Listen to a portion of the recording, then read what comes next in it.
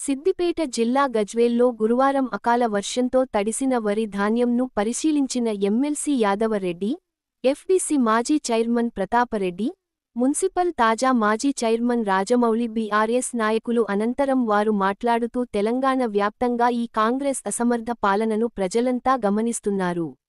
యాసంగిలో పండించే పంటను ఈ ప్రభుత్వం సకాలంలో కొనుగోలు చేస్తే మంచిది. లేదు అంటే వానకాలంలో పండించే పంటను ఇంకేం కొనుగోలు చేస్తారని మా రైతు సోదరులంతా గమనిస్తున్నారు.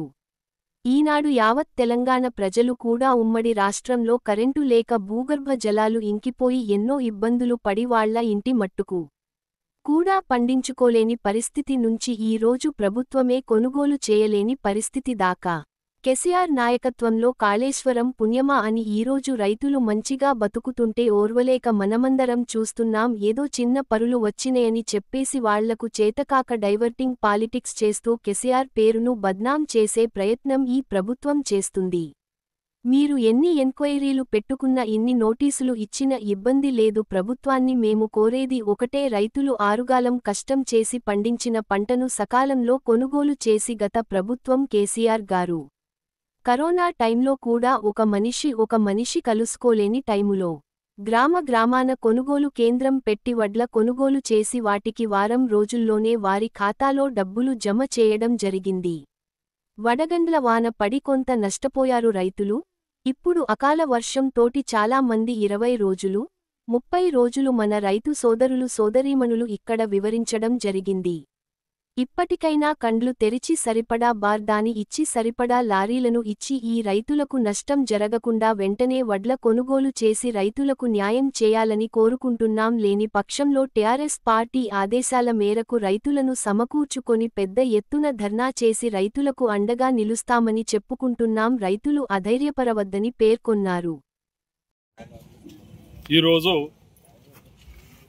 తెలంగాణ వ్యాప్తంగా ఈ కాంగ్రెస్ అసమర్థ పాలనను ప్రజలంతా గమనిస్తున్నారు. యాసంగిలో పండించిన పంటనే ఈ ప్రభుత్వము సకాలంలో కొనుగోలు చేస్తలేదంటే వానకాలంలో పండించే పంటని ఇంకేం కొనుగోలు చేస్తారో మా రైతు సోదరులందరూ గమనిస్తున్నారు. ఈనాడు యావత్ తెలంగాణ ప్రజలు కూడా ఉమ్మడి రాష్ట్రంలో కరెంటు లేక భూగర్భ జలాలు ఇంకిపోయి ఎన్నో ఇబ్బందులు పడి వాళ్ళ ఇంటి మట్టుకు పండించుకోలేని పరిస్థితి నుంచి ఈరోజు ప్రభుత్వమే కొనుగోలు చేయని పరిస్థితి దాకా కేసీఆర్ గారి నాయకత్వంలో కాళేశ్వరం పుణ్యమా అని ఈరోజు రైతులు మంచిగా బతుకుతుంటే ఓర్వలేక మనందరం చూస్తున్నాము. ఏదో చిన్న పర్రెలు వచ్చినాయని చెప్పేసి వాళ్లకు శాతగాక డైవర్షన్ పాలిటిక్స్ చేసుకుంటా కేసీఆర్ను బదనాం చేసే ప్రయత్నం ఈ ప్రభుత్వం చేస్తుంది. సరే, మీరు ఎన్ని ఎంక్వైరీలు పెట్టుకొని ఎన్ని నోటీసులు ఇచ్చినా ఇబ్బంది లేదు.